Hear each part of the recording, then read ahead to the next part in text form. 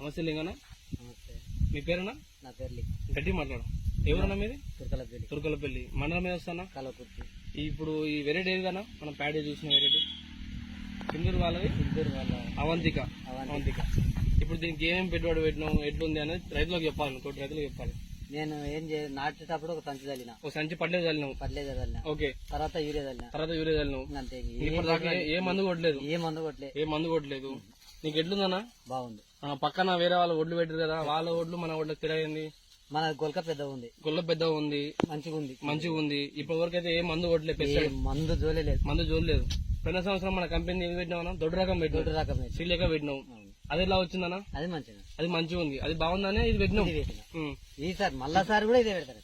ఇప్పుడు రైతులు ఏమని చెప్తావు? ఈ పలానా అవంతికి పెట్టాలా వద్దా అనేది పెట్టాలి చెప్పు. తోటి రైతులకు పెట్టాలి. పెట్టుబడి ఎంత పెట్టినా ఇంకా మాట చెప్తుందంటే పెట్టుబడి ఏందిలే చెప్తున్నా. ఇప్పటి కూడా మళ్ళా చెప్తా చూడగా. నాటేటప్పుడు ఒక సంచి చల్లినావు. ఓకే. ఇంకా గొల్కలు గిల్కలు ఏది లేదు. ఒక యూరియా చల్లినావు. కాకపోతే నీళ్ళు పెట్టుకున్నాం అంతవరకే. నేనైతే పెట్టుబడి పెట్టలేదు. ఎలా ఉంది సింధూర్ కంపెనీ? Super seed. నా లేక 100 మంది పెట్టాలి. రమేష్ గొల్ల కూడా చూపి దగ్గరికి రా.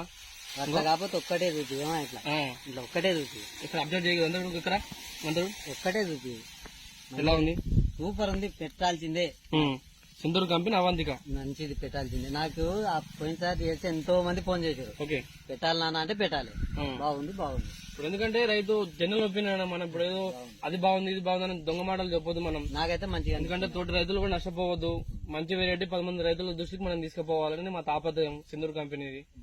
మనం ఫీల్డ్ వర్క్ చేసాము, మా వెరైటీ కూడా బాగుంటాయి. ప్రతి రైతు ఒపీనియన్ మేము తెలుసుకుంటాం అన్నట్టు. రమేష్ ఇది తీసుకో. బాగుంది సీడు.